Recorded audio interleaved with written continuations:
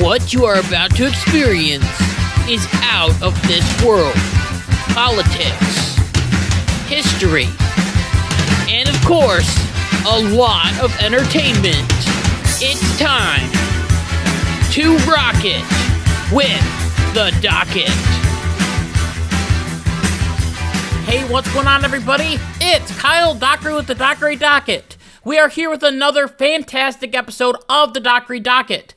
I'm excited to be here, and I hope that you are excited to be here as well. And if you are excited to be here as well, make sure to go down below, hit the like button, hit the subscribe button, so then you never miss one of my videos. So I also wanted to talk a little bit about January 6th, which was the worst day in American history, and also the certification of the 2024 election, and just the high levels of hypocrisy that the Democrats have displayed on the national stage.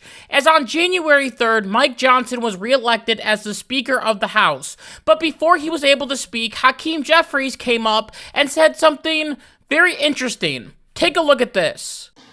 Elected Donald Trump as the 47th President of the United States of America.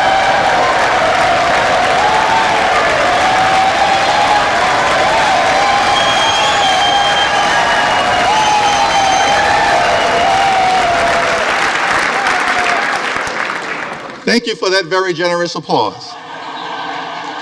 It's okay. There are no election deniers on our side of the aisle. See, one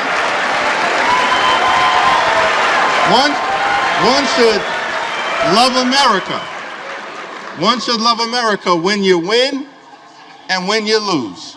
That's the patriotic thing to do, and that's the America that House Democrats will fight hard to preserve because we love this country.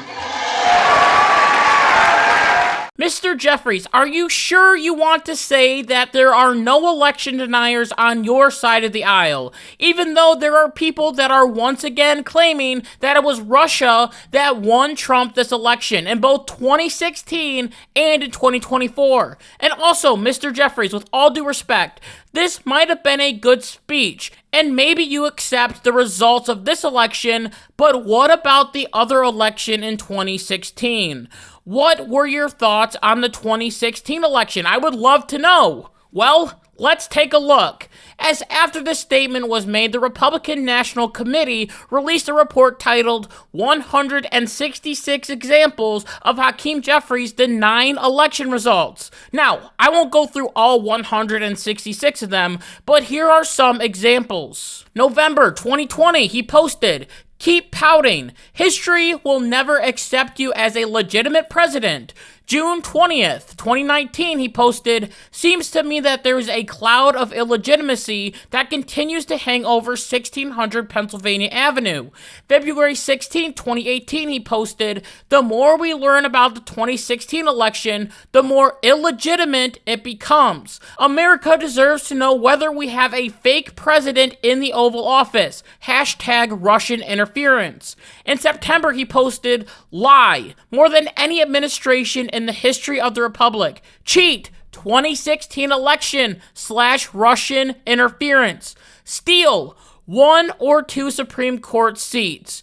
When will Republicans put country ahead of party? Hashtag clean up corruption." There are many more posts and videos of him saying stuff just like this, and I encourage you to go and look at them yourself. This has been the problem with January 6th that I have talked about in the past. Democrats will come out and claim, "We are so holy, we are so righteous, we are so perfect. We have never, ever, ever, ever in the history of our country ever denied any election. We are so much better than those evil, terrible MAGA people." Here's the thing. I feel like I say this so many times, but since 2000, Democrats have denied every single Republican victory.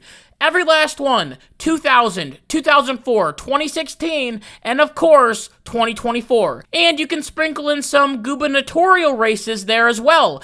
And the funny thing is that there are people that are still in the House of Representatives that were there in the past. So Jefferies can't say that their side doesn't have election deniers when we know that they did it in the past.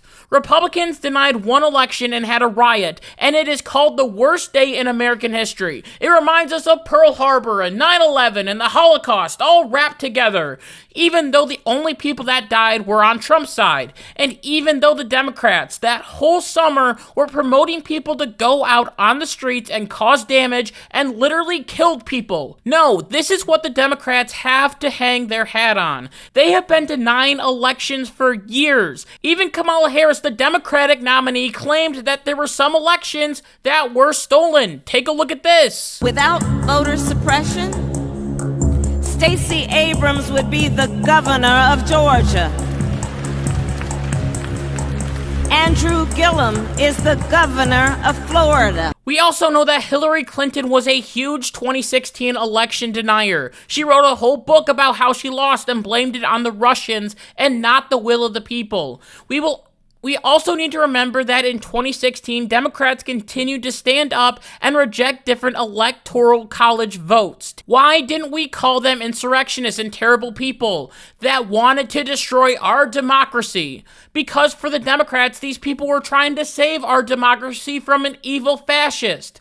This is why he was impeached so many times, because the Democrats never gave Trump a chance and continued to call him illegitimate over and over again. I get so sick and tired of this holier-than-thou bullcrap. Both parties have denied elections and have had questions about different elections and their outcomes. But you can't say that you are better than someone when you have done it yourself. I think that the Democrats need to take the plank out of their own eye before telling us that we have a piece of sawdust in our own. And with that, I just want to thank you so much for listening to this episode of the Dockery Docket. And until next time, like my mom always says, be good, be kind, be loving, goodbye.